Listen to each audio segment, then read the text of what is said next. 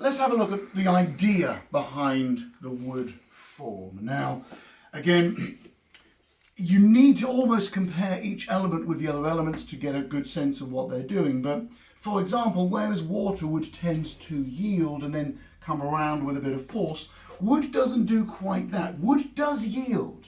It's not stone. Wood does yield. But if you can imagine a young sapling yielding in a wind, but as soon as the pressure is off, it'll snap back with a lot of force. Or certainly if you're my age, you probably remember meter wooden rulers in school, where if you were on the wrong side of one of those when they were pulled back, they released with a lot of force. So yeah, wood, by its nature, and again this is perhaps getting a little bit too esoteric, but wood is about beginnings. It's about starting things with some energy.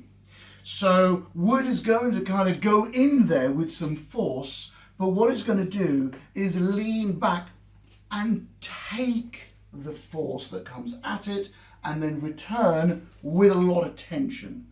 And maybe if you could picture walking through woods, walking through young trees, if you've ever followed someone else behind when walking through woods and they've bent a branch out of the way, and then as it releases, it snaps back. So you get this idea of young trees, particularly where the wind will blow them and they will hurl around and snap their branches.